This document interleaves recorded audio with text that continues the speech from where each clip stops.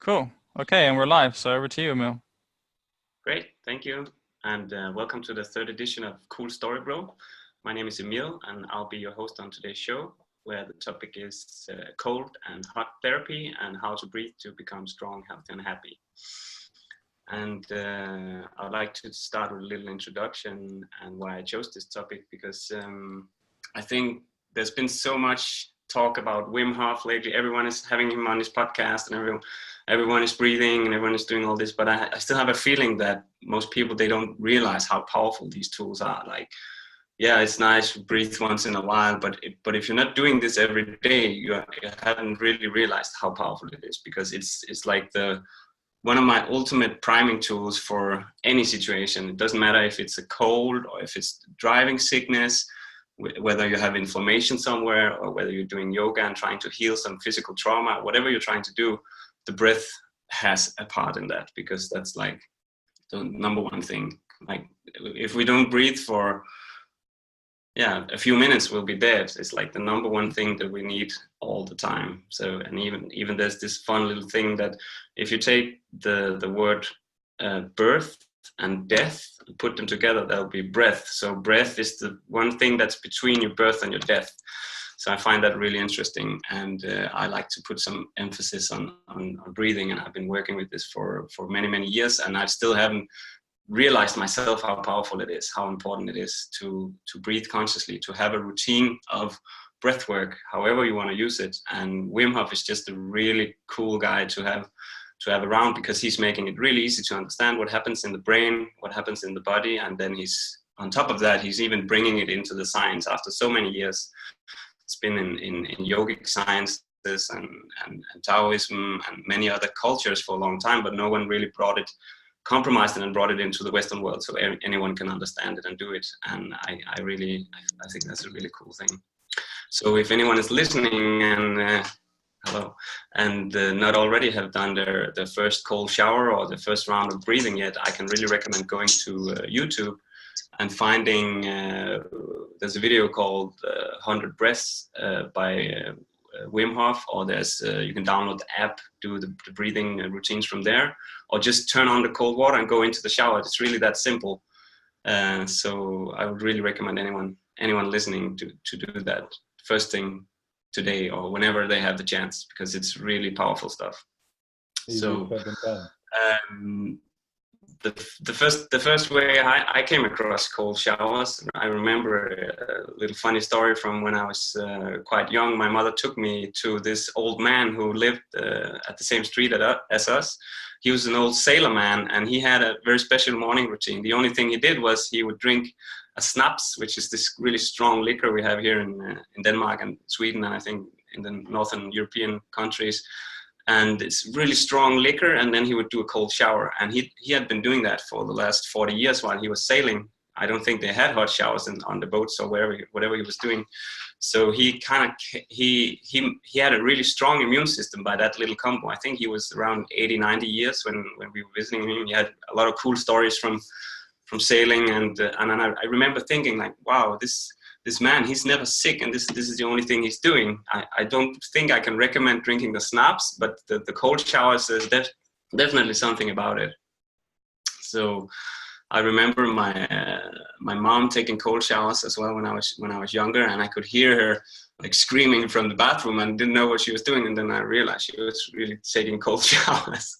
So I remember quite early, I tried to do it, but I never realized that I actually had to relax into it and let the stress be there, accept the stress. I was just standing there like afraid of the cold and not realizing that it's all about accepting, embracing the cold. And there's a lot of benefits to that we could talk about as well. And then I think it was in 2013, I was doing a course in Holland that was named the Pranic Process. I think there was this kind of breatharian movement where some people from Argentina said they hadn't eaten for many years, and they wanted to teach that process to a lot of unknowing Europeans. So I joined that course. And someone there talked about this guy, Wim Hof, who was breathing, and he was doing cold showers, and he was doing all these things, and he only ate one meal a day. So I remember already at that time, I found that very interesting. And then I think a few years later, he came out with his course, and I just jumped straight in and I started doing it.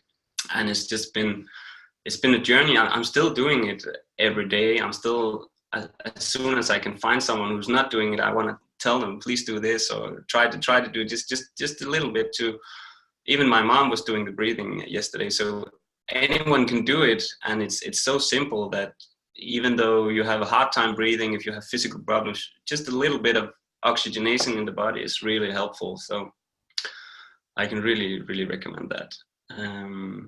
And then I realized also that it's actually been in the history for a long time, the whole cold exposure ideas, that even in Denmark, mental hospitals or doctors about 100 years ago or 50 years ago even, they would recommend their patients to take a cold shower in the morning and a cold shower in the evening, because they knew that it had helpful effects on depression and anxiety. And I'm not sure they know exactly. They knew at that time exactly the benefits of how, what happens chemically in the brain at that time. I think they probably related it to getting rid of bad spirits, or even like just to freshen up the body. But already at that time they knew it worked. So it's been in history for quite a long time. And I think it's more prevalent than now that we have these tools, because we have so much stress in our lives. We have so much that we're not sure how to cope with, and we have all these thoughts and emotions and everything. And I know for a fact that about 25% of the blood that's in the brain, it almost always is in the prefrontal cortex, where the critical thinking is, where all the analytical skills are, which is great for problem solving. But if we have 25% of our blood flow there all the time, we'll keep in that active state where there's lack of creativity, there's lack of ease, there's lack of just being. And I find it super important that Wim Hof and the method of breathing and cold showers is found it's like a method of pulling back that blood flow and putting it into the more primal areas of the brain, where all these really beneficial hormones are taking place and activating. And it's almost like giving yourself drugs from the innermost core of the brain, and you can do that by yourself, which is really interesting. So some of the other benefits by this, for anyone new listening, or for anyone who hasn't really gotten very deep into that, that it's free. You can take a cold shower almost anywhere in the world where there's cold water, and you can breathe. It's free. The air is free. There's no one taking control of your body, telling you, oh, you can't breathe, you can't take a cold shower. So anything else that they will try to keep from us, they can do. But this was always will be there. So this is a tool that we can always access, and it's a way to create some really good stress on the system, and get all the good benefits. So I want to touch quickly on a little study that Wim Hof did in, I think it was in 2016, but it's not until now most of the ideas from that came out, that you're actually able to suppress, of course you can suppress your pain, and you can suppress some of the things happening when you get injected with a virus. For example, there was this E. coli bacteria that they injected him and 14 other people with in 2016. And just by breathing, creating adrenaline, creating all these neurological processes, you could counteract the effects of E. coli bacteria. And before that, they tested up to, I think it was 1,600 persons, and everyone reacted the same way. They had vomiting, they had diarrhea, they felt feverish, and they felt really sick. And just by teaching people how to breathe, like 30 breaths in and out, then you can clear the body from the toxins, more or less, by flushing adrenaline into the system and by reducing the pain of everything that's going on. And I guess that's why it works for almost anything. So I find that really interesting. And it's funny because I was running this morning, and I was thinking about what I wanted to talk about, and I wanted to touch a little bit about the pineal gland as well, which gets activated by all the oxygenation it secretes the hormones it needs to secrete. And then I came across this thing, which was lying on the road, which has been a depiction of the pineal gland for so many years, and it's just so big. So for me, it was kind of like the universe telling me that I'm on the right subject here, that this is something that we need to talk about. And something I also found very interesting from some of all the studies that has been done on Wim Hof is that he's actually able to access 100% of his brain. And it's been something I've been thinking about a lot, that why are we only using 10-20% of our brains? Everyone's talking about we have all this gray matter and no one knows what it does and how we access it. And Wim Hof has shown, just by breathing and teaching your body consciously teaching yourself how to consciously interact with these areas of your body, you can access the gray areas of your brain, the gray matter. And there's one place in particular called the periaqueductal grays, which is kind of this area in the primal brain that has to do with your endocannabinoids. So it's similar, it gives a similar effect to smoking weed. And you can do that just by breathing. And that means also it has to do with, or you can affect people who have addictions to hashish or to marijuana, because you can teach them how to produce these happy hormones, or how these endocannabinoids by themselves, just by breathing. So it's super, super interesting what you can really do with this. And what I found myself is that you can basically use it for anything. If you have like something like this, where obviously I'm nervous to talk about this, but if you're breathing before this, it's like it calms the nervous system, it calms the body, it gives you the blood right back where you need it to be able to talk about these things without losing focus, or without losing your vocabulary, or whatever happens in stressful situations. And what I found about the cold showers, and even worse, like when you dip into a hole of ice, is that you have to tell yourself that you can do this without being scared. So you'll be teaching yourself slowly by doing cold showers, and by putting yourself into this hormesis, which is the good stress that you can put yourself into. You'll be teaching yourself how to counteract the stress that you're normally feeling, because the normal reaction would be like, in any stressful situation, like you'll compress yourself and you feel smaller and everything is working less and less. But if you're able to relax into that by going into the cold, then you can do anything you want, and you can take the power back of your body, of your mind, and be in control. No one can tell you what to do when you're in control of your endocannabinoids, your chemicals in the brain, and your physical presence. You can build up power by being in nature and by breathing. And it's so simple and it's so powerful. So it's very, very good. And another thing I found as well is using the sauna in combination with the cold is really powerful, because you'll be stacking the benefits. And for someone new to sauna, there's this woman, female doctor called Rhonda Patrick, who's been doing a lot of studies on that, because she was kind of stressed out during her studies, and then she started going to the sauna and found these benefits, and then she started looking into what really happens in the mind and how it relaxes. And it's also one of these hormetic stresses that's really good for the body, short-term stress, and then you reap the benefits afterwards. And when you stack that with the cold, I feel you get even more, because you'll be stressing the outer end of the cold spectrum, and then you'll be stressing straight the other way to the outer end of the heat spectrum, up to 80-90 degrees Celsius, which is really hot. And you can really feel the effects on the body, how relaxed you become, how all these chemicals go into the body, and how you it's called hormetics, and this is the term for or hormesis, maybe even for the good stress. So I found some really interesting things when coming back out of being in the ice, or super, super cold, going into the hot again, and doing this back and forth. In between those things, if you sit and relax and focus on your pineal gland, actually, it's almost like you're disappearing.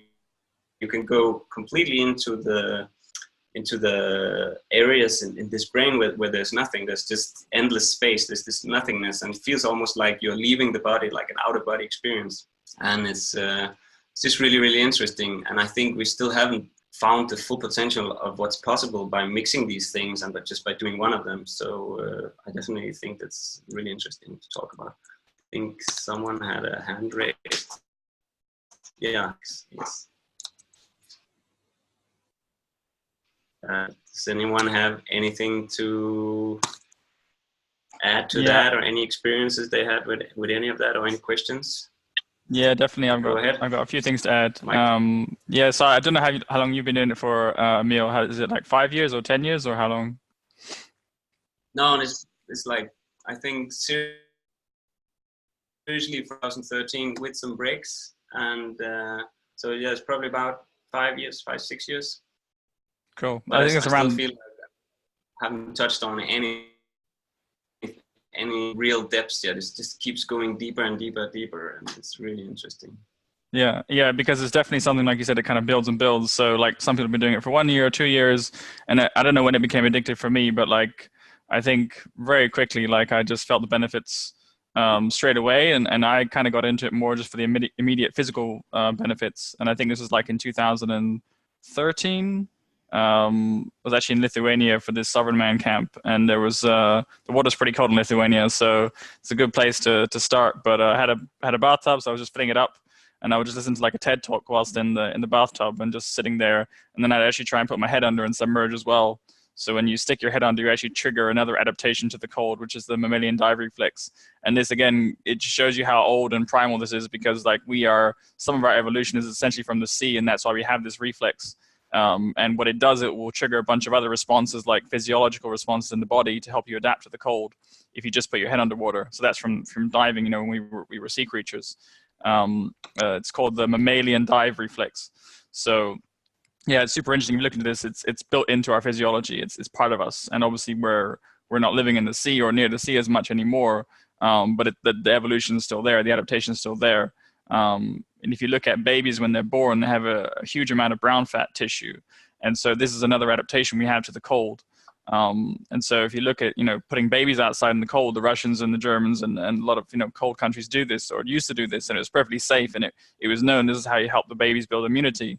And, now we try and keep the babies warm and cuddled, and they're getting sick all the time. And it's like people have just kind of forgotten, a little bit of stress is actually good if you understand, how the body works. And this is just kind of knowledge that's been lost, I think, quite recently. But yeah, they used to put babies out in the cold and, minus 20, 30 conditions, and they'd be totally fine because they have so much brown fat. And you actually lose that brown fat if it's not used. It's just like a muscle that atrophies. So by the time you're 20, 30, 40 years old, you've been living indoors your whole life, you have very little of that brown fat tissue. And that's got huge effects for your health. I mean, Tim Ferriss also talked about this. This might be how I got into it, actually. Tim Ferriss wrote about this in one of his books, the effects of like upregulating brown fat tissue, because essentially brown fat tissue has much higher mitochondrial density, which means it will increase your metabolism. So if you're trying to burn fat, and get in shape, then one of the easiest ways to do that is just to have more brown fat, because your resting metabolic rate would just be higher. And I think most people have kind of obviously lost that from living indoors and obviously not taking cold showers. And so we've just kind of come away from nature, obviously, because we wouldn't have hot showers in nature. It doesn't exist. And so this idea that you can upregulate brown fat, and you're essentially turning white fat back into brown fat. So white fat is the stuff that kind of ages you and kills you, and it's the stuff that hangs off your body when you eat too much food and whatever you're sitting around. But if you have brown fat tissue, that's actually a beneficial tissue to have. You have quite a bit on the back of your shoulders here, and so you can actually feel, if you go into a cold shower, you won't feel as cold when the water's hitting the back here, but actually feels colder on the front. And that's a lot of that is just to do with where your brown fat is. And then obviously as you do it more regularly, you kind of build up this brown fat tissue so you're not cold. So I think when we get into practical tips about how to start this, which a lot of people are interested in, you have basically different responses, which is like non-shivering thermogenesis and then shivering thermogenesis. So most people know when they feel cold, they start shivering. And that's actually when the body's lost its response to generate heat to keep itself warm through using brown fat. So white people with a lot of white fat will shiver a lot quicker when they take a cold shower. Maybe, instantly they'll start shivering.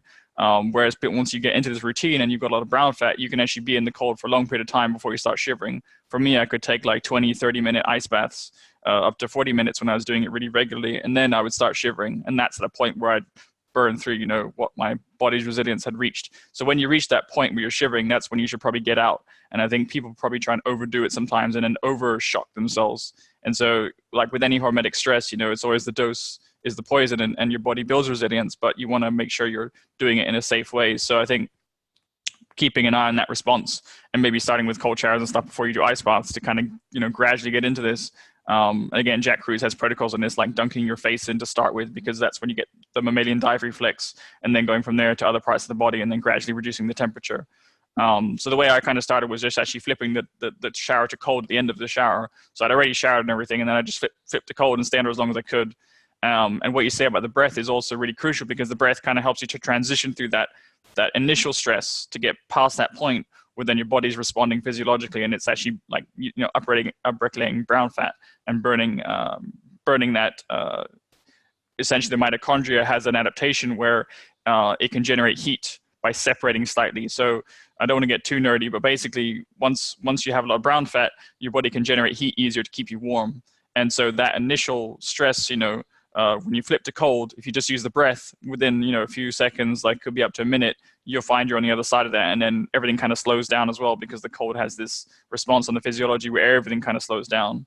Your heart rate, your metabolic rate, obviously your organs are kind of just basically going into sort of semi-hibernation. And this is what people find sometimes in the ocean. They find people being in the water for too long and their whole metabolism slowed down. And babies can survive sometimes for much longer than adults because they have this inbuilt adaptation. That's what I'm saying, is something that we have, but we kind of lost. So it's super interesting, like all the stories you hear about people being found in these conditions where they're like semi-frozen in a hibernated state. But that essentially is the body kind of the response the body has to survive. But from a meditative perspective, it's super useful as well, because you just feel super relaxed. And like you said, you can go into a sort of different part of awareness where you're not really maybe so in your mind as well, but you're very, very just calm, relaxed. And once you have the adaptation where you're not shivering, then you're in a really sort of nice state. So I think that's the sort of state where you can get a lot of benefits, and then it becomes very addictive because you just feel like it just feels amazing. And it's a really good way to start the day. Like obviously people take showers in the morning, so I mean it's just a nice thing to add in to something you're already doing. And I'll let everyone jump in here in a minute, because I'm sure everyone's got some interesting questions or stories. But one thing you mentioned about the hot and cold, you can use a sauna, but you can also just use the sunlight, because that's effectively similar frequencies of infrared coming through the sun. So one thing I do here where we are in Portugal now is at the end of my yoga routine, and there's a little shower outside, and it's pretty cold. So I'll take a cold shower outside, and then I'll just lie into the sun to dry off. And that effect of like the heat of the sun after the cold shower, it's amazing. Like that extreme, like you said, it's just gives the body amazing circulation benefits. Both sides, what the infrared does and then what the cold does. So there's huge amounts of like physical benefits, mental benefits. I mean, it's something that's free. It's like you said, it's a free drug because it triggers all these responses. And it is definitely hormetic in that sense. It's beneficial as long as you don't shock yourself too much. And so again, it's like a stress you have to put in context of like what your body can handle.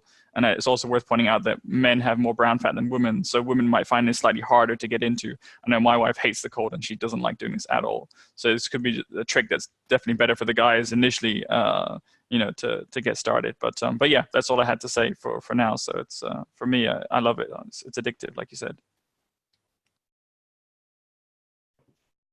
Cool. I've got a question. As a total novice at anything like this, is what would be a good schedule for us, a novice, or maybe even a listener, to think about how to get started on something like this? Yeah, that's a good question, and I think Michael touched a little bit on that. I think the easiest way would probably be do your showers like you normally do, wash your hair, whatever you do in the shower, and then end with 30 seconds of cold water, and try to just be with it instead of trying to force it, just trying to relax into it. You can even start with, if it gets too cold, you can start with your hand, then go over your arm, go to your shoulder, and then stop there. If it gets too much, go to the other arm, do the same thing, turn around, try to feel your way into it. And that's definitely the best way to do it. And then gradually can take it to 1 minute shower in the end, and then from there you kind of within a few weeks or even a week you will get pretty easily adapted to it, and then from there you can actually start with a cold shower before the hot one, which will be the real test. We'll see, okay, how do I react immediately with the stress, and then you'll find that quite quickly the mind will starting to prepare you. Even before you step into the shower, you can feel like you know what you're going to do, you know you're going to be into this stress and mode, so you feel like how the mind is trying to prepare the body to do that. And it's kind of like after that, when you take that experience, you can take that into almost anything. So that preparation to going into the cold shower is similar to the preparation of going into a public speaking event. So that's how I find that it's so beneficial to anything in life, because you're teaching yourself to prepare yourself for a stressful situation, and that's when all the chemicals, they start even before the cold shower touches you. So that's really, really interesting. The way I do the cold shower, and I've been doing this also for years now, because I had low blood pressure, and so I needed it to make sure that I don't faint when I get up too quickly and or I'm in hot circumstances. So the way I do it is I start at the bottom, like at the feet, basically at the legs, and then slowly go up, and like basically brush off everything. And that way you start off where the blood is the lowest, and then you sort of go upwards. And then I do that at the beginning, then I have hot shower actually in between, and then I brush off again cold at the end. So you have sort of this envelope, or this hamburger of cold, hot, cold, if you will. And I can recommend people who want to get started with this to follow Lee Ewan on Twitter. I'm going to write his name into the chat as well. I've also put him on the map that we're preparing for this. And he does the cold shower challenge like repeatedly throughout the year, and also always has, like, he always has these stories of himself in the shower with the phone talking about the benefits of cold exposure while showering cold, like for minutes. It's pretty hilarious. So yeah, check that out. That's pretty cool. Yeah, there's one question I've actually got for Emil. There's something you mentioned briefly that was really interesting. It made me think of something I'd heard a while ago regarding, the thing about we don't consciously use all of our brain matter. And I've heard arguments saying that it could actually be beneficial that we don't, because consciously interfering or interacting with it could have negative effects on the subconscious activities needed to occur by the body. So I wanted to know what were your thoughts on that, regarding that side of the argument. That's really interesting, actually, because of course we shouldn't interact with anything that the body does autonomously. That is, it does way better than us, which is like breathing when we're sleeping, or doing all these processes that we have no idea how it's coping with. But so far, I don't think we're able to change how it works. I don't think the body is super, super intelligent in my experience. So I don't think like we cannot overproduce on one of the happy hormones, so it will be less in a different situation where we need it. I think it just gives us, it's kind of like creating new pathways for the body to work. So they're there for us to use them and utilize them. I think we were supposed to use them, but we just have lost complete connection to those areas. So it's kind of like accessing deep parts of the autonomic nervous system that we always thought that we couldn't access, but they'll still be doing whatever they need to do, but we can just tap in and still benefit when we need it, instead of, because like most autonomic responses, like stress, we don't really have real stress anymore. We don't have any lions chasing us down. We don't really have any dangerous animals breathing down our necks anymore. So we don't touch upon those areas anymore, but they still get activated by work or by public speaking or whatever the stressor is. And we don't know how to counteract them because we're not really used to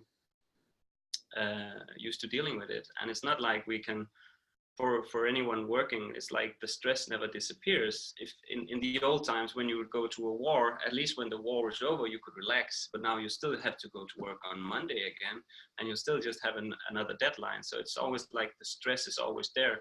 So I feel like if we don't learn how to cope with it consciously, then we'll burn out eventually, most of us. And it happened for me, and it happened to a lot of other people. And I think that's when we're not in contact with those areas of the brain and the body, then we get lost somehow.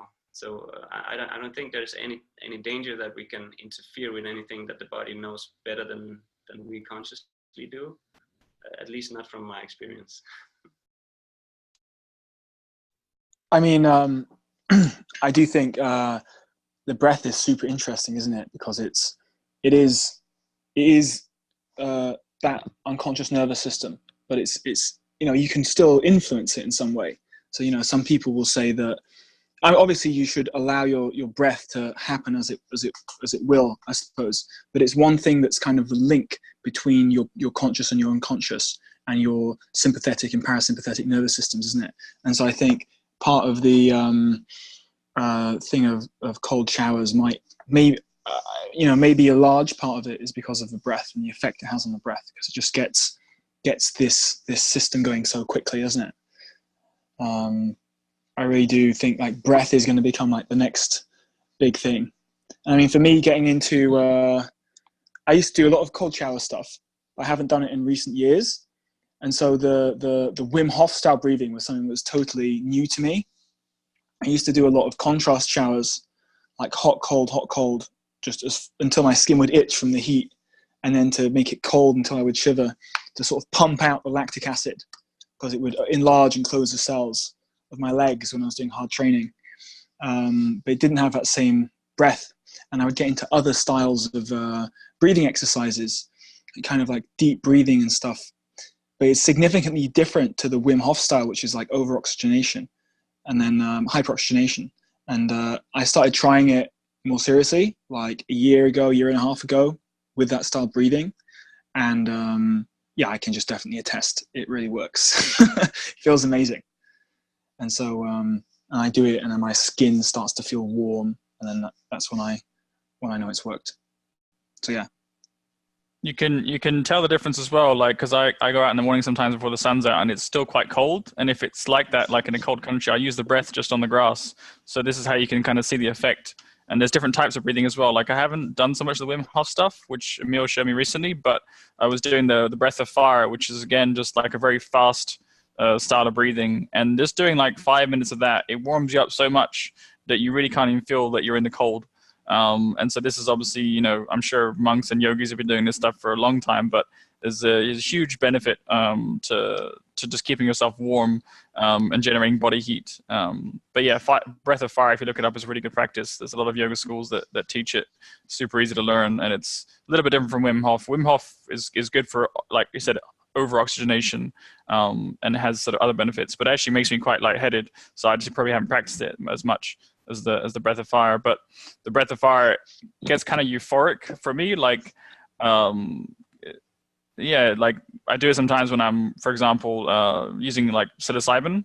And so it's like kind of like a priming thing as part of the practice to kind of prepare for it. Is I go outside at sun gaze, I do my yoga, and then as the psilocybin is kind of coming on and it's peaking, I use the breath of fire, and it's super powerful. Like just with eyes closed, you're just using the breath, and it just starts to get stronger and stronger and more euphoric. And it's almost like you're taking a drug. It's like ecstasy, and then it puts you in a complete different state of mind. And for me, it's like going to another dimension. I mean, it's hard to explain in words how this stuff feels, but the breath is super powerful because that's the only way I know to kind of get to that state. You combine the breath, with nature, with sunlight, with psilocybin, like magic. And I'll definitely talk about this on another show. But yeah, using the breath is just one of those key things. If you look in like some of the old texts, they say use the breath, use awareness, use the plant medicine, and so it's just one of those key foundations that goes back a long, long time. And obviously Wim Hof's kind of mixed it in with the cold, so that's become more mainstream in that sense because people see the benefits of like just keeping yourself warm in a cold and stressful situation. But the breath, like you said, is probably way more powerful than we even know. Like we're just scratching the surface of what it can do for us.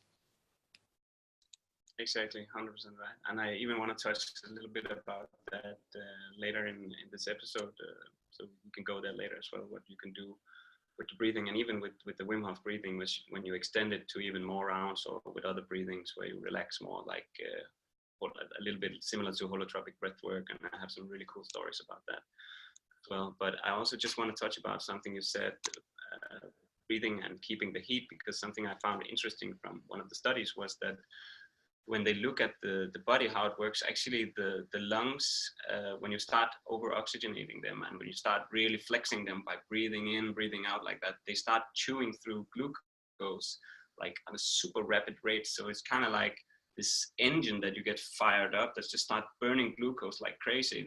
They never seen anything like that from running regularly. But when you really start pumping these lungs up, they're huge, and they just start chewing through all this energy, and that's what's creating the heat in the body. Obviously, they're very center in the body, so this is where all the heat is stored. You had all your organs here, and when you then do the cold at the same time, you'll feel actually how the blood is retracing from the outer parts of the limbs, like your toes and hands and feet and arms and everything. It goes into the organs, and then if you're not breathing, the lungs won't be chewing through all that glucose. But if you did a breathing round before that, they'll be still heating up the body from all the glucose that they're burning through, and I find that really interesting. And I think some of the relaxing benefits also comes from when the blood is released back out into these outer limbs. It feels almost like, it feels exactly like it is. It feels like hot water running through your body, and it's an amazing feeling. Like when you're in the cold for quite some time and you get up, and then you just feel this warm blood pumping out through the extremities of your body. And I think also, if you think about it on a medical term, so how you want to put it is like, you oxygenate your body, you put in all this energy, all this prana into your body, and then you store all your blood here, and then immediately after coming out of the cold, or immediately after a breathing round, all this blood is pumping out into your extremities. So you get this prana, you get this oxygen out into areas of your body where that hasn't seen any oxygen for a very long time, because it's never been pushed that far.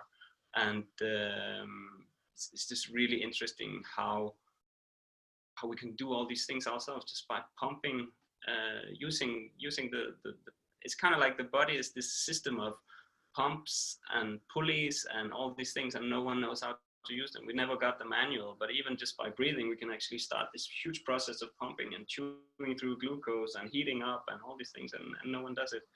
So it's just really interesting to me. Hydraulic systems, exactly. Yeah, it's kind of like, yeah, hydraulics, pumps, and everything is. And I think Michael talked about this a few days ago on his Facebook as well. Like, stagnation equals death, and for me, it's been very, very similar. Like, if there's something stuck somewhere, if you have pain somewhere, if you have a blockage somewhere, the blood is not going through that area. The prana is not going through. The chi is not going through. All these things that's supposed to happen are not going through there. So you'll be losing blood in your legs if you have a blockage in your thighs, or if you have some of the muscles which are not working properly, you'll be losing the whole flow. And when the body is not flowing with energy like it's supposed to, you get sick, because there's just similar to squeezing a hose, then there's no water coming through. And it's just very, very interesting when one looks at the body like this. And it's not until recently I started studying more into the Taoism as well, how they see the body with all the organs, how they all have their own energies and sounds, and how they all interact together. It's like no one in the Western world talks about this. It's just like, oh, build your biceps so you can go disco pump or whatever you want to do, but no one really talks about the organs or how the blood flow interacts with the brain. And even like something really interesting, this cerebral spinal fluid, which you can also pump by breathing and by stretching your back and your spine, and it actually pulls up this liquid that goes straight into your brain and makes you more intelligent, more smarter, and gives you all these nutrients to your brain that no one also talks about. And there's just so much we can do ourselves by interacting with these things that they've known in Chinese medicine for so many years. And I hope we get to touch a little bit more about that. I know some of you have a lot of experience with Taoism and with Qigong and stuff, and and it interlinks perfectly with this cold exposure and breathing. So I hope we'll be able to touch way more on that, because I'm pretty new on those areas, but I just found it very, very interesting how it all interlinks, and how we are more or less completely in control ourselves by having the control center here, the emperor here, and then being able to control the whole city of citizens and everything else, where the organs and blood vessels and all these things play a big part. So hopefully we'll be able to touch on that as well later. That's interesting. Interesting thing you said there, Emil, which kind of sparked to mind, I guess, more of a history question. Because I mean, like I said, my exposure to breath is nowhere near as deep as for what you guys have seen. It's all been through for practicality reasons, for training, for maintenance of endurance. meditation as well, but mainly from endurance and the calming of your mind, help you focus less on the actual. There's never been a focus on other health benefits, but I'm wondering, why do you think our predecessors knew these solutions while it's been kind of lost as time's gone forward? It's like the pyramids, like how they built, sort of thing. But I mean, do you think it's always been the case that it's like the minority have always had this insight instead of the masses? So it's kind of always been similar to like it is now. I mean, just want to see what you guys' thoughts were, Emil, as well, particularly about. Well, the government can't tax it to start with. Someone knocked on my door. Yeah. What's your thoughts on that, Emil? What's like your? Well, I think the knowledge has always been there, and I think definitely in the shamanic world they call the shamanic breath as well, and I think it's similar to what Michael is talking about, that they recommend the plant medicine, breathing, and awareness, and it's always been there. We've always been breathing, and I think Wim Hof talks a little bit about this as well, that when you go into the cold, the body knows how to breathe. You actually don't do anything. It's not like when you go straight into the cold, it's not like you have to say, put my focus, so where do I do that? You just let the body do what it has to do, and it will do like this. But if you just let it do that, it will do the exact same breathing as the Wim Hof method, actually, and that's how that's how he found that breathing method, because he went into the cold and he saw how the body was doing to try to generate the heat, and then he just figured out, oh, if I isolate that breathing, then I can get some of the same benefits that I got from the cold, and that's how he isolated the two things. And so it's always been there, but because we are living indoors with clothes on, and we're never running around naked in the cold anymore, or as soon as we get just a little cold, we put something on. So we kind of lock the body into these protective mechanisms through heating and wearing clothes and all these things. So we never really experienced the stress that's needed to make us breathe like that. So, and then we forgot, because we got domesticated. We moved inside and we turned on the heat and we got too comfortable. We want convenience, right? We want convenience all the time. So I guess this is, I get that. And that's made you then need to obtain more conveniences because you're forgetting the ways of doing it without. Okay, I understand. That makes sense. That makes sense. And that's why I think we just have to do it consciously. Put these stresses into our life, because they don't happen naturally anymore. They would, if we were still sleeping outside, they would still happen every night, and they would still happen early morning if we were up, and if we didn't wear as much clothes, it would still happen. But right now we're just domesticated animals that just too not late. I won't say lazy, but we're just too comfortable how we are. So we lost touch with those primal ways of being. And I think if we still had those natural stresses in our life, we would breathe completely differently. We would feel completely different. But as it is right now for us, we just have to consciously put them in our past to be able to experience our true nature somehow. At least that's how I find it. Yeah, the way I like to think of it is like you kind of said, we've all become domesticated, and so your body has all the intelligence it needs to maintain homeostasis, and that's kind of the principle of hormetic stress, is that if you observe nature, there's just cycles in everything, right? You have the day and then you have night, so you have heat and then you have cold, and so your body has been evolving under this cycle for billions of years in one form or another, right? This intelligence has been growing and evolving, so the body knows how to maintain homeostasis, right? Your blood will always stay at 37 degrees because your body will just do what it needs to do, and so that is just the principle of like evolution. And then when you try and replace that, innate or sort of native homeostasis with like artificial homeostasis, so you put the aircon on, or you put the heating on, or you put clothes on, or the more and more things you do, you're basically down regulating your own body's ability to regulate. And that's the same thing we're doing with drugs. We're trying to tap into this one pathway to fix this problem, but then if you take a melatonin supplement to try and get better sleep instead of fixing what's causing the problem with sleep, then basically you're telling your body, hey, I've got enough melatonin, you don't need to make any. And so your body will start to down-regulate that. Same if you take like a testosterone cream because you're low on testosterone. Instead of fixing what the problem is, you're basically shutting down your own body's ability to sort of make that hormone for itself.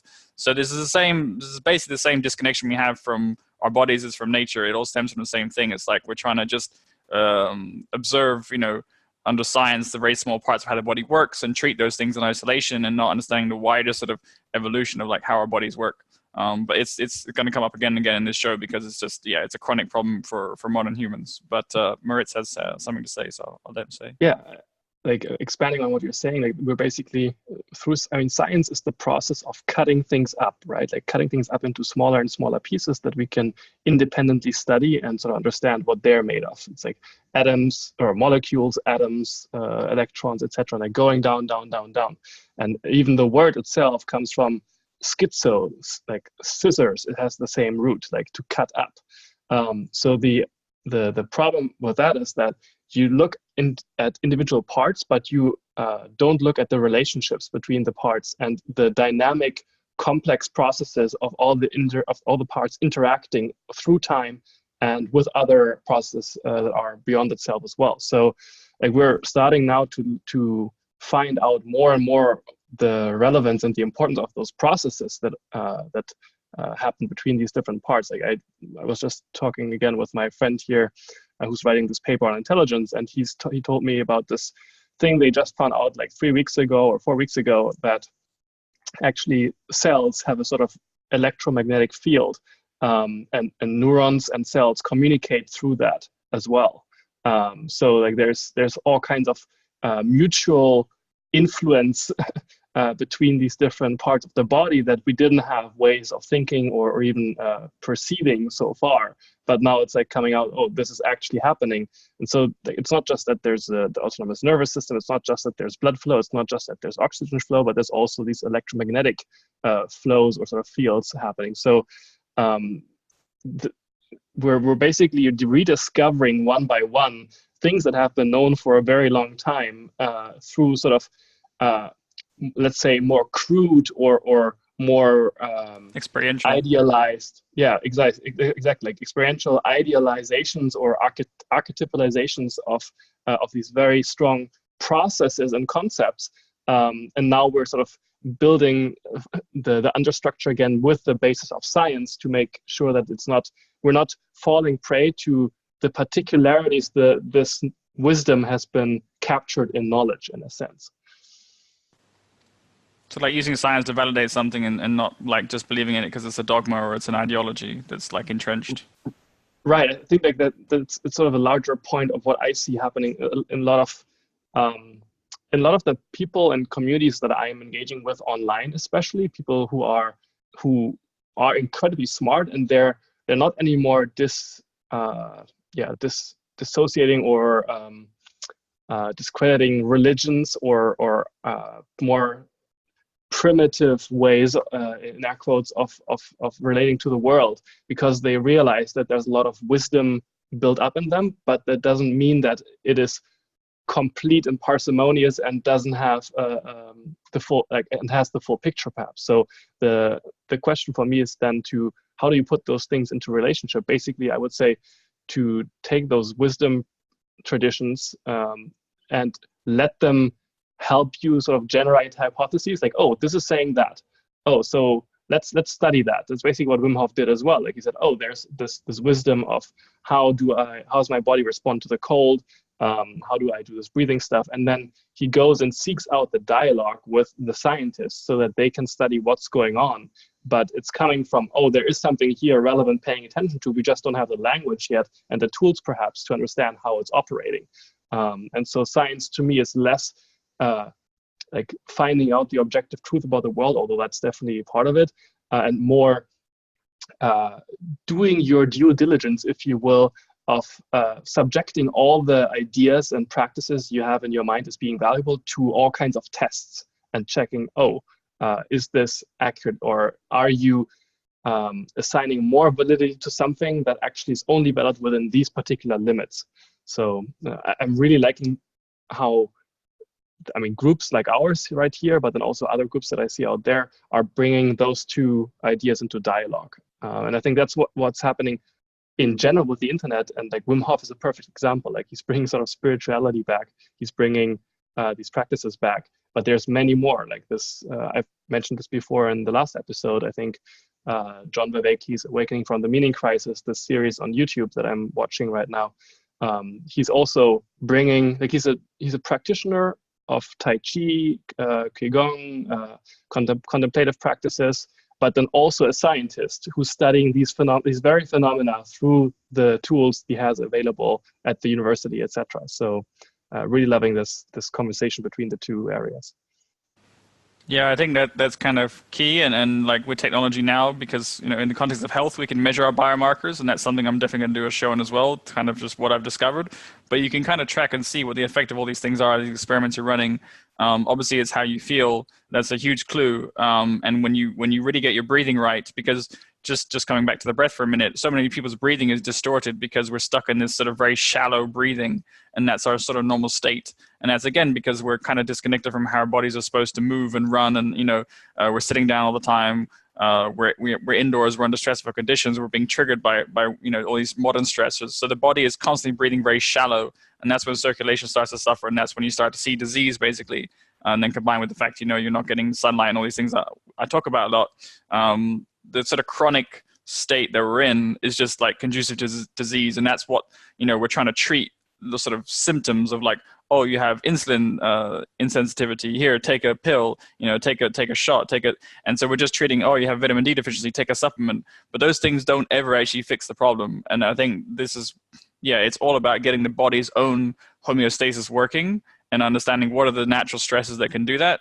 And then also what are the sort of modern stressors that are depleting your resilience, because the more of those there are in your environment, the harder it is to get your body working again naturally. You're just going to be burned out. And most people are in that sort of perpetual burnout state where their daily routine is more stressful than it is like regenerative. So you're going into a deficit every day, and you can only do that for so long before you start to see disease and fatigue and all the sort of modern diseases that we're seeing.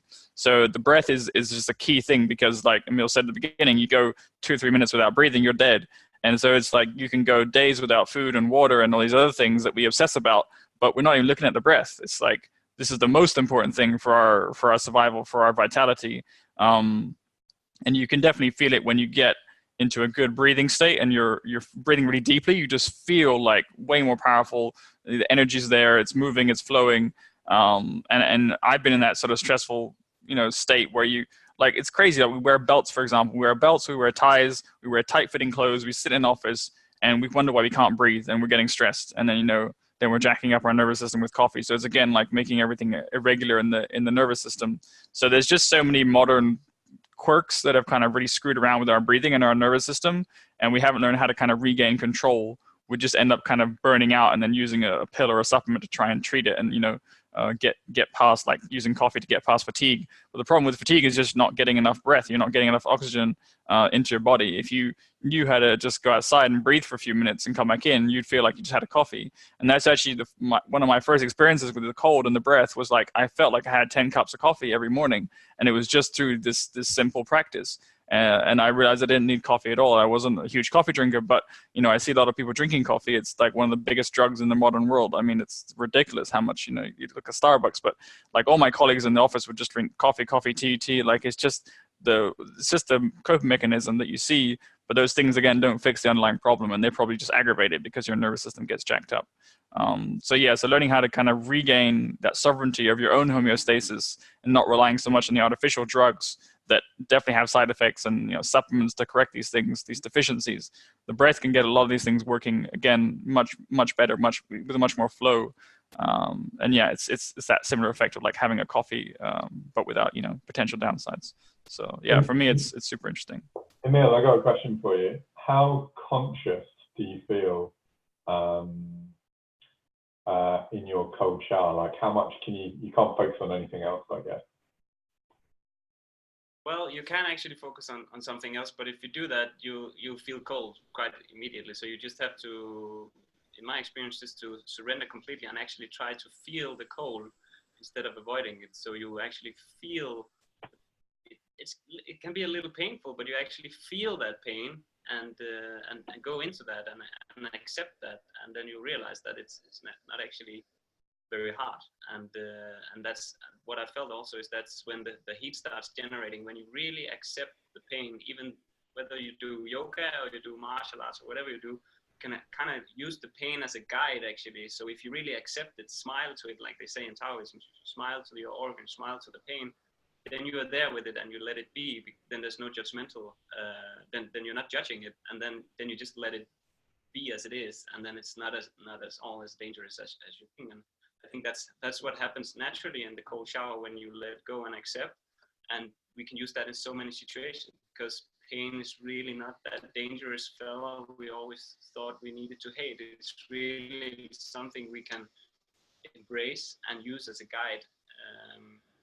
And in the cold showers, just really just let the body do what it needs to do, and just let it happen. It's actually that simple. So don't overthink it. Don't try to make it worse than it is. Just do it, and let it be. I think that's a crucial point to realize, like how little the cognitive process matters at some point. Like I had the same realization when we were doing the ice bathing for the very first time in Estonia last year. And Lee, the guy I mentioned earlier, took us outside, and we were there just in our shorts, and like in freezing cold. It was like -degrees outside. It was a strong wind, and we were all like really shivering and just doing like standing in a circle and breathing and like moving our bodies slowly back and forth. And like you notice, like after some time, oh, I'm still here. Oh, I'm still not dead. Oh, like I'm still generating heat. And like we did this for like 20-25 minutes while everybody's like one after one going into the ice. And then you just notice like what's going on up here doesn't really matter so much. Like if you just continue, and then you start to relate to, or at least I had this experience, I start to relate to myself less as the thing up here and more as like this whole thing. And then you can put the protestations of your cognitive processes a bit into perspective. And I think that then you become much more calm, because you don't feel like you need to respond to any particular emerging how would you say that, like protestation by your mind to particular things coming at you. So I feel it's sort of somewhat analogous to the what we talked about last time of how to obtain calm by violence, in a sense, which is having that stress happen, but then feeling that you're sovereign inside and having the agency to deal with whatever's coming at you, even when it's potentially threatening. Yeah, I think pain is a big part of that. So pain and surrendering to pain and being present with it and realizing pain is always temporary and it passes, because we tend to think of pain as something we want to avoid at all costs. And it's like, it's never going to go away, or it's only going to get worse. But a lot of pain is just completely temporary, and the mind will pay a lot of attention to it. And like you said, it will complain a lot and say, this is horrible, stop this, whatever you're doing. And then a few minutes later it's gone. And you're like, oh, so what was that about? It was just a temporary, response. It was not like that was the end of my threshold and then I'm dead. I think we over exaggerate so much of the response that we get from our mind because we identify so much with it. And it's always trying to protect you in a way, but there's limits to the body way beyond what your mind will try and stop you experiencing. So the key is really consistency with this. Like do it slowly. Don't like go crazy and follow protocols. Like Jack Kruse has some good ones of like face dunking and stuff, and then gradually getting into it. And maybe for the more advanced stuff, go with a practitioner like this guy Lee, right? Takes you ice bathing. So there's definitely different ways to build up belief or confidence in this, but you can experience it from day one with just flipping the cold in your shower at the end of the day and just doing that 10 seconds every day. And after a week, you'll feel it. It's noticeable. Like I said, it's like a coffee, and you feel like, oh, I don't need the coffee anymore. So there's some very immediate benefits you'll start to notice. But go on, Ollie, you say something. Yeah, it's really interesting that we're talking about this right now, because in most of the Western world, everyone is trying to alienate us with our own bodies. Like, there's coming up with these diseases like, oh, your immune system is attacking your own body and all these things. There's nothing like that in my world. It's like the body's always doing the best it can to keep you alive, to keep this state perfectly balanced. And if you don't accept whatever it's doing and letting it guide you, then you'll never really connect with those deeper parts of yourself. And I found that both with the ice bathing and the breathing, but also with yoga. Like if you have pain somewhere, for me that means like the body's trying to tell me there's somewhere I need to focus. Like I have shoulder pain, for example. Okay, try to move into it, try to feel like, oh, it's right here. Okay, what if I kind of like massage it a little bit, or what if I stretch it this way? And then you feel like actually the pain is there to for me, it's like the pain is there to be recognized. It's like, shows you where you're stuck. Exactly, it shows you where the energy is blocked, where there's no flow, where there's no blood going through, and it's just whatever it's calling for is your attention to go into that and help it open up, or help it de-stress, or whatever's going on. And most of the time it's psychosomatic as well. So if you're really stressed out in the mind, you create these tensions around in the body. So when you take your mind and go into these areas again, you can kind of like calm the body down and tell it, oh, it's okay, I'm here now, you have my attention again, I'm here, I'm with you, we're friends. Like all this alienation is taking us away from our natural environment inside our bodies. And I find that really scary, actually, because the more I dig into my body, the more I befriend it, the better I feel. And I felt that with really deep meditations as well. Like you can communicate with your cells, you can communicate with your body, you can ask it, hey, are you hungry? What do you want? Like befriend it. Like it's this amazing biomechanical vessel like we have. It's a spaceship at the same time. And most people, they don't even like this body. It's like, oh, I'm fat, I'm ugly, I need to get more tan, or whatever it is. It's like, and it's creating this split between the consciousness and the body, which is actually supposed to be one. And when it's all one, we're in complete power of everything. We control our own hormones, we control our strength, we control everything. We can do whatever we want.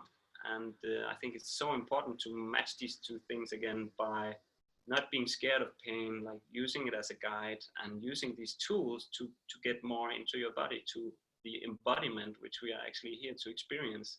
And we're getting kind of pulled away from that. And that's when we lose control and the body starts reacting weirdly, and we think that it's against us, but it's actually trying to pull us back into this sphere, or into this beingness that is so perfectly meant to be.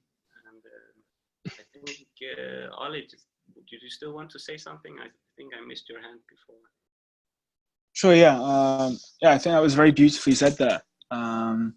Like how you can, I think that definitely the idea of sort of combining your mind and your body, and sort of allowing pain definitely has a kind of a link, because I think when you feel pain, you kind of you attach a label to it in some way, I think, and you have some kind of emotional connection to it.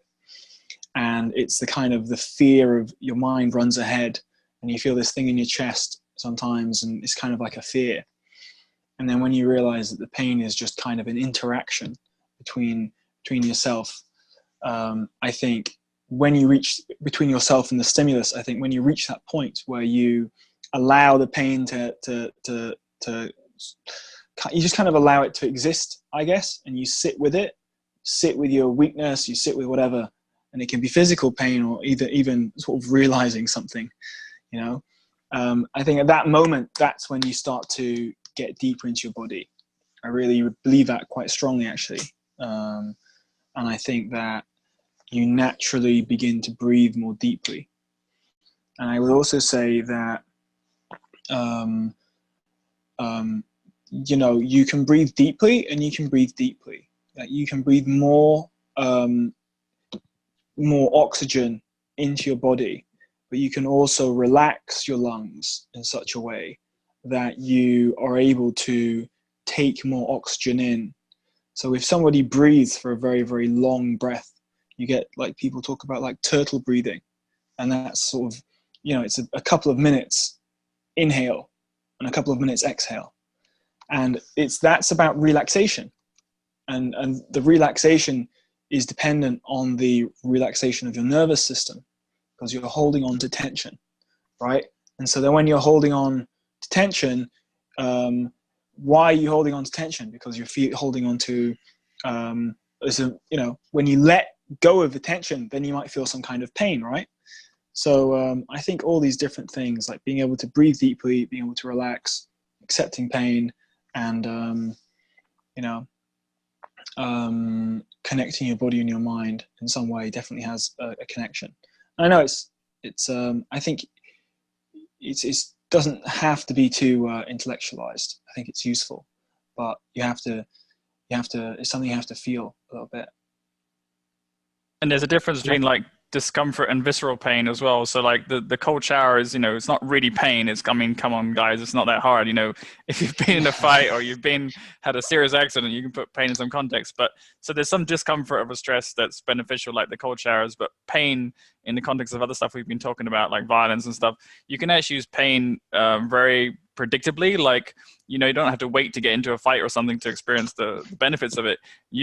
I do some things with yoga that's like very painful stretches, but I'm using the breath to kind of get through it. But I'm introducing pain very deliberately to make myself present in my body, because you have to start paying attention to where is this pain coming from. And that shuts up your mind and you go very quiet and you go pay attention inwards. So, using the breath to make that process easier, but just surrendering to the pain until the whole leg goes numb, for example, in some cases, some like yoga poses I'm sitting in for minutes, and then I'll go into even more and more painful parts of that, it's just a deeper stretch. Again, it kind of shows you where you're stuck. So these are just poses that our body doesn't normally go into in normal life, but this is how the body should be able to move. These are not unnatural ranges of motion, but there's a lot of pain when you get into those poses. If it's been years or whatever, you haven't never experienced it, but you can use pain very predictably, actually, introduce it deliberately to whatever degree you can handle it, whatever your threshold is. And the breath is just a way to kind of make that threshold easier, because like you said, it eases your nervous system.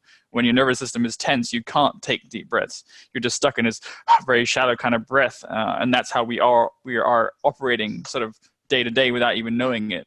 What you mentioned about the turtle breath, this 2-minute count, it's very similar to the box breathing, which a lot of Navy SEALs talk about recently, which is another sort of style of breathing where you're just basically holding a count.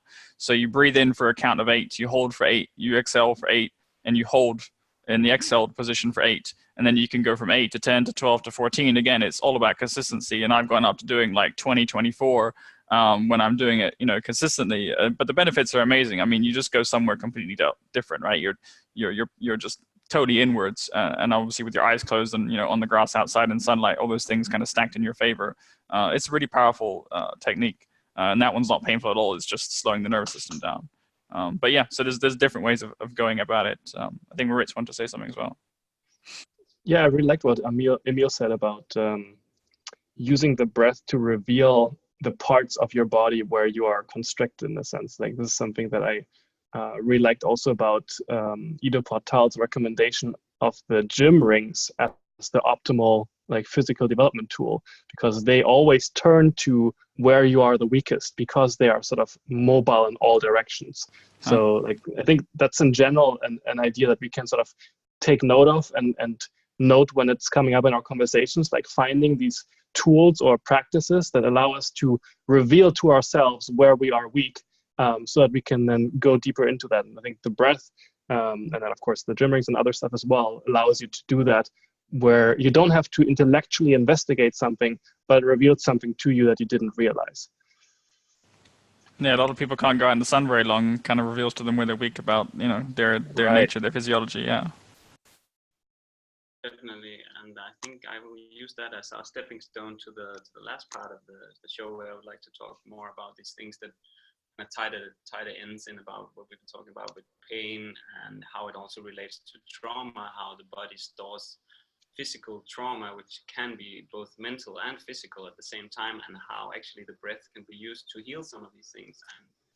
And I was actually doing a course in New Mexico a few years back, where the breathing was probably a little similar to a more yin style of breathing, where you relax more into the body, where Wim Hof is kind of like very powerful yang breathing. You build up a lot of energy, and this way you can actually do the exact opposite with a yin breathing, where you breathe in. This one in particular is 2 breaths at the same time. So you breathe in with the belly first, like, and then the chest. So you fill up the belly first, fill up the chest, and you do that for 7 minutes, and then you hold your breath for 1 or 2 minutes, and you feel like it feels totally easy to hold your breath.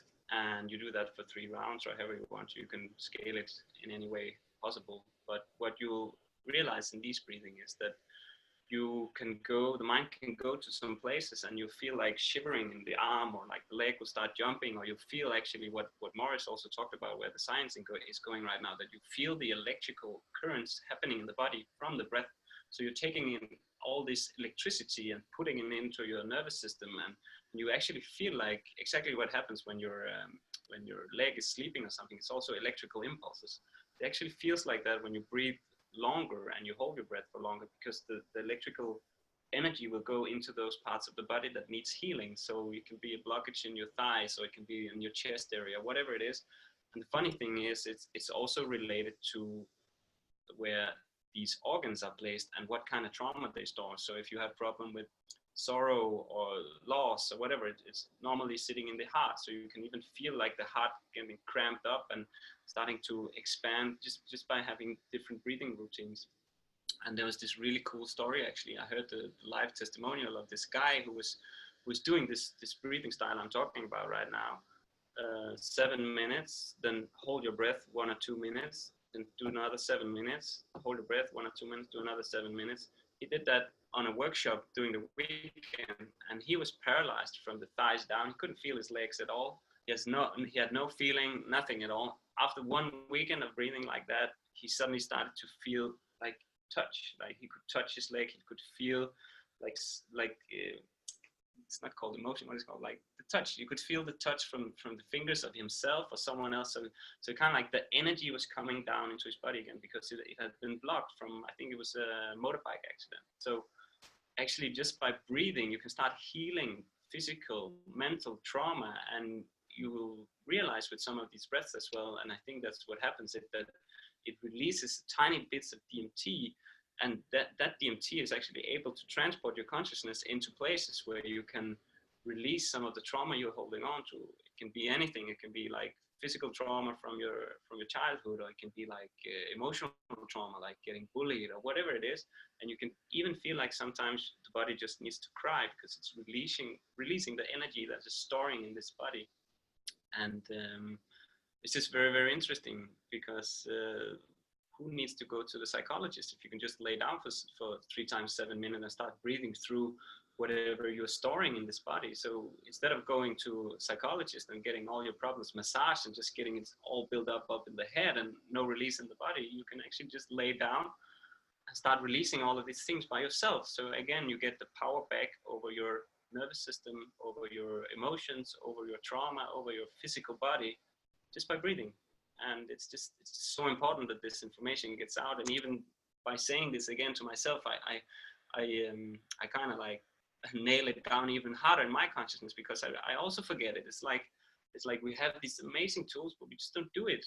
And I don't know why we don't do it, because it is really some of the most powerful things we can do, is like starting to release some of all that gunk we have stored up in our systems, whether it's in the body or it's in the mind. It's all interrelated, but we really need to start cleaning out this vessel so we can become the best versions of ourselves. So I don't know if anyone has to say anything about that. Yeah, I can recommend some resource that people can look at, like especially Elliot Haltz. He has some great videos on that.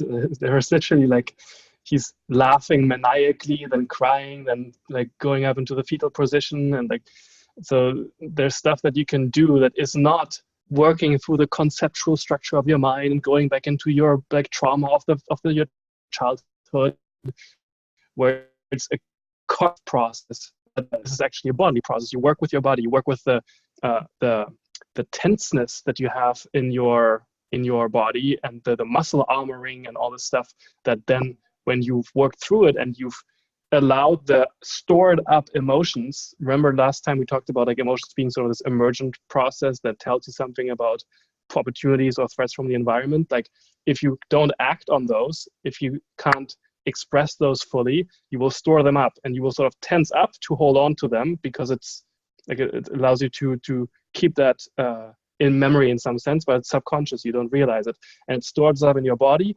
And then when you work back through it, through these sort of body practices, you allow that to express itself fully. And because you've not done that when it was actually happening, it is so explosive. Like the energy release is so incredibly strong in a very short amount of time. But then once you've done that, you feel the sort of rush of energy that then takes your baseline energy sort of up a notch, because suddenly all that energy is not stored and directed towards keeping that muscle armoring and that tenseness in place. And instead, is freely available for whatever purposes you want to deploy it. So I can really recommend checking that whole way of thinking out. And I also practice the bioenergetic warm-up routine that Elliot does when I go working out. It's like a couple of exercises that you can do within like 10 minutes after each other. Like squatting is one, and various things. Yeah, I want to share one more practical tip as well when it comes to cold showers, because you can tense up, and a lot of people don't know how to use the breath, and you know, it is a stress. So there's a couple exercises. I mean, one thing is just to get over the immediate cold after a cold shower. You can do like, you know, some burpees. That's something I do, is like a very quick exercise just to warm up, because that helps the body feel again like it's getting back to baseline. So I just do like 21 burpees, and it's nice because you don't sweat either. You're just kind of basically warming up the body. But I also do another exercise, which I think Elliot Hulse actually talks about this as well, but it's very similar to Osho's active meditation, where you're just kind of like bouncing up and down on the grass, and you see like Qigong practitioners do this as well. It's the warrior sort of chant, in a sense. Like you jump up and down, and you hit actually with your heels into the ground, that you actually feel it reverberating through your body. Yeah, and this is really good for just loosening up the body and letting chi flow. And if you feel tension in your shoulders generally from cold showers or just working like in an office hunched over, you'll notice when you do this exercise, and I do this every morning at the beginning of my yoga routine at the end, it just releases so much tension and so much energy just flowing through your body at the end of it. So it's really good after a cold shower as well, and after you do some burpees, just to kind of help everything circulate. And also you can do this in between sets if you have lactic acid building up and, you know, you're doing weights and stuff. It's a great way to release that buildup. So yeah, so Elliot Hulse, I think, talks about it. Osho's active meditation is very similar. And you know, I see Qigong practitioners also doing it. So doing it on the grass, I mean, is great, or just whatever in your house if you can't get outside. But that's a nice way, a very practical tip, just to kind of get the body back to just feeling good after a cold shower or after some stress. Definitely a very important point. And I also want to add that when you start doing these practices, you shouldn't go for very long in the beginning. Start with 30 seconds and build it up from there, because one of the most important things is that you are able to heat up your body again afterwards. So if you get too cold, if you start with like 10-minute ice bath, then you could end up being really, really cold for the rest of the day and not be like being this very different state. So that's definitely not recommended. So build it up slowly and do one of these practices that either Michael or Moritz is recommending, or just do whatever feels right. What I found recently a lot is like try to tune into your own body and figure out what you need to do, whether it's like moving like this or dancing or jumping or something. Like you can actually, the more you start working with your body, the more you realize what it really needs, and try to communicate with it. And whether it's shaking or jumping and doing Qigong exercise. I know Wim Hof has one where he says like hu ha, which also builds up the testosterone. It's like the haka they do in New Zealand, or like some of the warrior poses they do in yoga. It's actually because those poses they bring you like power. Like when you raise your chest and you raise your arms, it actually creates neural pathways for testosterone to work. So all these things combined, try to figure out what works for you, and just make sure that you're able to heat up after some of all this cold exposure, because it can really ruin your day if you're cold for the rest of the day and not feel very good, not very optimal. Yeah, and notice a cautionary tale as well, because actually my friend Alexis, who I'm living with here, when we went to do the cold exposure on our own, actually no, the first time we did it, afterwards he couldn't feel his hand really well for like a week. So definitely I want to second that, like gradually expose yourself to more extreme stress. Yeah, the face dunking is definitely Jack Kruse's preferred way to start the body getting used to cold, and that introduces the mammalian dive reflex, and then from there you can go into more and more parts of your body, and then obviously doing cold showers before you do ice baths and stuff like that. The other tip I would give is that it's obviously easy to start doing this stuff in the summer, and generally you have more heat available, so it's easier to warm up. And then if you do that gradually through the summer into the autumn and the winter, that's again just respecting the natural cycles. You know, it's just like I wouldn't recommend people to jump out into the summer sun in the middle of the day when they've been hiding indoors all winter through the winter and the spring. You need to give your body some time to adjust to the natural cycle it's in. So the easiest time to start ice baths would be in the summer, and then cold showers in the summer, and then as the water cools down naturally, you're also going with that cycle. So that's the easiest way to do it. Definitely a good idea. And I would also add that I probably wouldn't recommend going out into ice bath in less than minus 25 degrees Celsius, because I actually did that a few weeks ago, and I wasn't really able to heat up because the water froze immediately as soon as I got out of the water. So my thumbs and some of my fingertips, they actually got frozen. So I had like frostbites and loss of skin on the fingers, even though I was still warm in my core temperature. Like the extremities, they were about to get like real frostbite. I think they call it frost nipping when it's a little bit, but it's definitely not recommended. So probably don't go below 25 degrees Celsius, even though it looks really nice. It can be a little scary. You can get a lot of benefits above that temperature, so it's all good. I actually just remembered something I wanted to add there. My godfather was the first person who got me into like Taoism and stuff, and he was a lumberjack, and he used to work outside in the woods, and he had this bizarre sort of vitality about him, and he claimed he could work in the woods picking up bits of frozen wood without gloves up to minus 20. I don't really know if that's true, but I saw him do it at minus like 10, minus 15, and there's a big difference between, once you get up. But there was a study that showed that there are different things you can do to increase your testosterone. And one of them is the Superman pose, where you kind of have your hands by your side and you stand there. Number one by far was lumberjacking. And I did a bit of it, and my beard would grow faster and my voice would get deeper. And he was just an absolute unit. And his hormonal health was extremely, his just overall health was extremely strong. And I also believe there's something about popping open the wood. When you crack open the wood, there's something that comes out that you would breathe in. That's what he believed. But I think that moving outside in nature, and especially something to do with trees in the cold, made a big difference. That's all. That is a random story. Interesting. Very random story. I can relate to that actually. It's not very often I go lumberjacking, but I do have to chop the hole in the ice before I can go in. And if you have the ice this deep and you're standing there with your pick, or what's the name of it? Like ice pick. It's kind of like the same thing you use in the gold mines. Like you're standing there, you actually feel like you're building up all this power and testosterone that you need. You'll be chopping down through the ice, and actually have to wear glasses to not get ice splinters into my eyes. If you're standing there in your shorts in minus 10, 15 degrees Celsius, just hammering on this ice, it feels very masculine somehow, and you feel like how you're actually preparing the body to go into the ice afterwards. So I can definitely relate to that, what you're saying. But I think also what he's experiencing, was your granddad? Godfather, yeah. What he's experiencing is also the adaptation to the cold. That he's standing outside, he's working his muscles, he's building the heat while he's getting exposed to the cold, and being in nature at the same time with all the chi and all the energy flowing through that. It's very powerful, and that's where we actually need to spend most of our time, and working with nature, working with the elements. And whether it's ice and water, or it's wood and the forest, it's the same thing. Being outside, working physically in the natural environment where we're supposed to be is just super beneficial for us. And I'm definitely in if we're going to do a lumberjack retreat. 100%.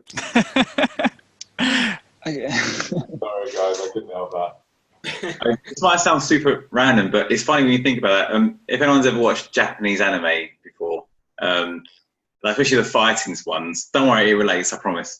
You often see some of their super jacked up, strongest, high endurance fighters or characters live in a mountain, live in a wood, they're doing these things, considering how Japanese culture is perceived, especially in the super urban parts, and there's still an acknowledgement of, it might be in Asia in general, but in Japan particularly, still an acknowledgement of that, to build that sort of, that unquestionable masculine strength.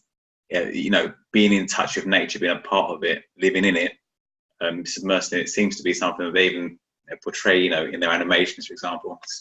Just came to mind for what to share, yeah. Yeah, this guy was I think it makes sense. This guy is the most intense, vital human being I've ever met. And he actually wrote a book about Taoist meditation. He gets up at 5 every day and meditates. He told me another story where he was He was cutting up some logs in a pickup truck for a client.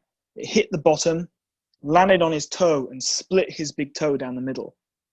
Right, so it cut his big toe in half. So he walked to a creek, filled the boot with clay, right, as a cast, went home and went to bed and fell asleep, kept it on for a week, and then hacked it off, and then continued. He didn't go to hospital. And I mean, I saw his toe, and yeah, he's just a complete freak. And you know, I actually would go every summer and do the lumberjacking, because you know I would do MMA and stuff, and lumberjacking would just give me. I would do it once a summer for a few weeks. It would just give me like freak Donkey Kong strength. It was incredible, and just throwing things. And I think also the pickaxe. Yeah. Sorry. Yeah, your lats, definitely. Oh my God, it'd be beautiful for that, definitely. Yeah, exactly. And then the axe and the pickaxe, when it hits, I think the shock is similar to that qigong thing that you guys were just talking about, where it kind of releases the tension from your nervous system, and also it's very, very, you know, hyperoxygenated, which is a facilitator for all those other hormonal sort of processes. So yeah. I definitely think lumberjacking in trees and cold, good shit. I'm definitely in, and I think we're gonna end on that note. And just to recap a bit for everyone, like we've been talking about a lot of good things here. Like for anyone listening, just get out there in nature, do some breathing, do some cold showers, whatever. You get in touch with your body, and just be with it, and try to get into it, and intuitively see what the body needs, what it wants, and try to push the limits a little bit, and be uncomfortable, because that's where life is really being living. That's outside the comfort zone, and I can really recommend that to anyone listening. Do it. And thank you, everyone. It's been really a pleasure. Thank you. See you next week. Yeah. Thank you. Bye-bye. Awesome. Great chat, gents. Bye-bye. Catch you soon. Everyone.